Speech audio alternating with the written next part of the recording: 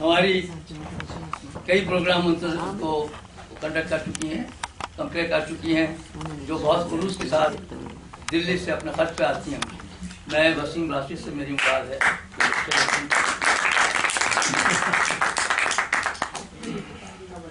मुझे पता ही नहीं मेरा नाम। हाँ, अब अवार्ड भी दिया जाने वाला है, उस पर मुझे तशवीश रही कि अपने यहाँ जो कातिब है कहीं उसने क्योंकि वसीम राशि समझ कर मोहतरम ना लिख दिया हो तो वो अवार्ड। दूसरी माजरत यह है कि अभी हमारे शफीक साहब वो हमारे यहाँ के पार्सल भेजने वालों ने ये करम फरमाई की है, अवार्ड जो है वो गिलास के हैं, तो 3 साल में आए बाकी टूट गए हैं, वो दिखाए जाएंगे बोर्ड। तो वो ये हमारी गुजारिश कि आप बॉक्स के साथ उसको रिसीव करेंगे, उसका रिप्लेसमेंट आ जाएगा। एक कुर्सी और आ जाएगी डोंट वरी। यहाँ नहीं, यहाँ ये पहले यहाँ आप बैठिए, कुर्सी आ रही है बाहर से। सिंधी मालूम है, उर्दू में कही है, हम सब जबाने बोलते हैं। अच्छा अब समझ गए। शारी साहब नहीं ये मरवा दिया आपने। मैं लगाड़ियों से भागता हूँ। सवाल ही कर देना भाई। हाँ, तो 85 में यहाँ 50th एनिवर्सरी हुई थी जिसको कैन लिविंगस्टन ने सपोर्ट किया था, ना होप कि आप में से अक्सरियत कैन लिविंगस्टन को अगले साल वोट देगी। तो उसमें जो लोग शरीक हुए थे, मैं अपनी किताब में एक तस्वीर छापी है, मुल्क राज अनंत, फैज अहमद फैज, फारिग बुखारी और आसिफ काजमी साहब, बख्श लैल पुलिस साहब उसका हिस्सा थे। मैं अब दावत देता हूँ हमारे जो आलैंड से तशरीफ लाए हैं और बहुत अच्छे प्यारे दोस्त और भाई हैं, कई एक दफ़ा पहले मुलाकात है, आज दूसरी है, लेकिन उम्मीद है कि आइंदा जल्दी मुलाकात हुआ करेगी। एहसान दानिश साहब, एहसान सहगल साहब भी देखें, एहसान सहगल साहब से।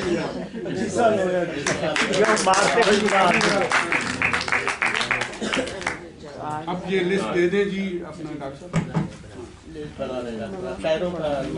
नहीं शायद जी फैज पर तो बहुत कहा जा चुका है। मैंने कहा है कि इश्क, एहतजाज, सूफी और फैज। शायरी की इब्तदा बचपन, लड़कपन और जवानी की इन राहों से होती है जिन पर चलते हुए दिल के नया खानों में अजीब और लतीफ़ सी करवटें अपने होने का पता देने लगती हैं। बैनुल अक़वामी शोहरत के हामिल दुनिया उर्दू के अजीम शायर और तरक्की पसंद शोरा की साख फैज़ अहमद फैज़ भी इस राह से गुजर कर ही कुंदन बने। रात ढलने लगी है सीनों में, आग सुलगाओ आप जीनों में, जिले उशाक की खबर लेना हैं इन महीनों में। रात यूं दिल में तेरी खोई हुई याद आई, जैसे वीराने में चुपके से बाहर आ जाए, जैसे सहराओं में होले से बादे जैसे बीमार को बेवजह करार आ जाए। आके कुछ दिल की सुना लें, आ मोहब्बत के गीत गा लें, आके थोड़ा सा प्यार कर लें, हम जिंदगी ज़रनिगार कर लें। इश्क का जज्बा रूह और एहसास को बेदार करता है और यही एहसास दिलों में दुखी इंसानियत के लिए दर्द पैदा करता है और इस दर्द से इनकलाब और एहतजाज की राहें खुलने लगती हैं।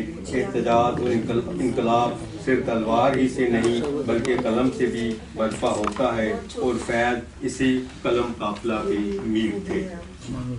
फैज़ ने अपनी शायरी में दुनिया के मजलूम और बेकस व मजबूर इंसानों के बुनियादी हकूक़ के लिए एहतजाज और इनकलाब का इजहार बड़ी ही मानूस और आम फहम तशबीहात से किया। फैज़ के यहाँ कैफी आदमी, सरदार जाफरी और साहिर लुधियानवी की तरह नारा जंग या नारा एहतजाज बुलंद नहीं हुआ।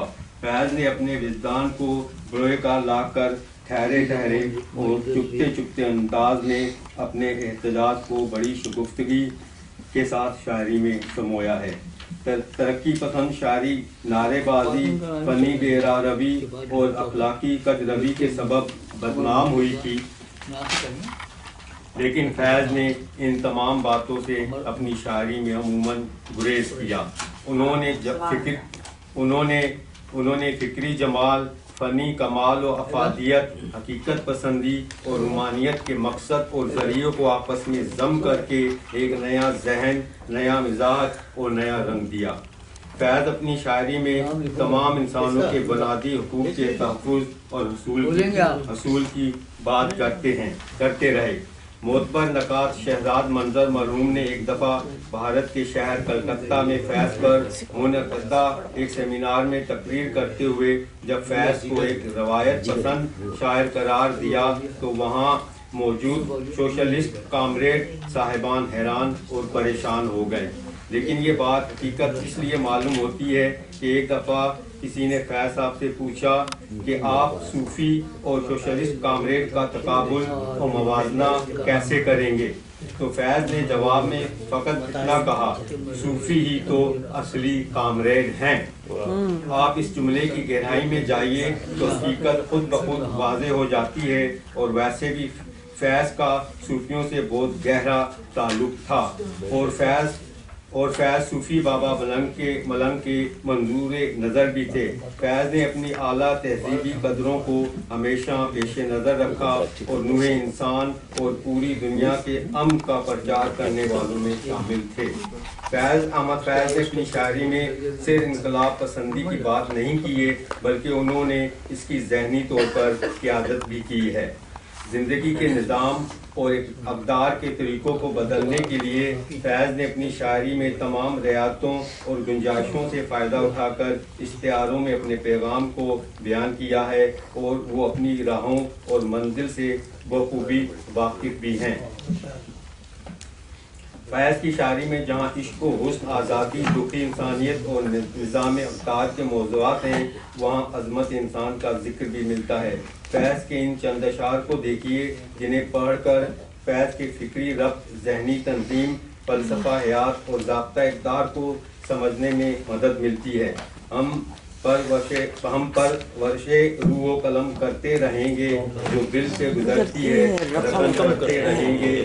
بتائے لوح و قلم چھن گئی تو کیا غم ہے، کہ خون نے دل میں ڈبو لیے انگلیاں میں نے.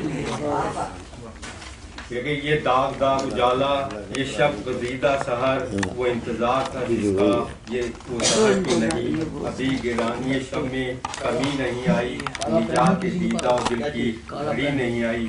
چلے چلو یہ بھی پن میں نے لیا، منزل نہیں آئی. بلو ہے فیض ایک ایسی شاعر ہے جن کا کلام قلیل ہے لیکن اس میں الفاظ کی تراکیب اور تدوین و بندش میں جو خون جگر صرف کیا گیا ہے وہ فنی آرائش کا جیسا اہتمام ہے وہ جلیل ہے جو کسی اور ترقی پسند شاعر کے ہاں نظر نہیں آتا.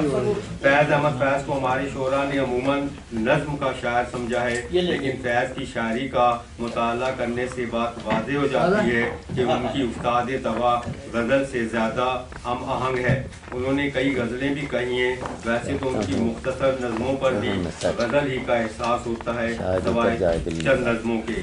مجموعی طور پر فیض کی شاعرانہ زبان نہ صرف رانائی، نغمگی اور دلکشی لیے ہوئے ہے بلکہ انتہائی مؤثر بھی ہے. شکریہ. بہت شکریہ احسان فیصل صاحب. کیا جب تک یہ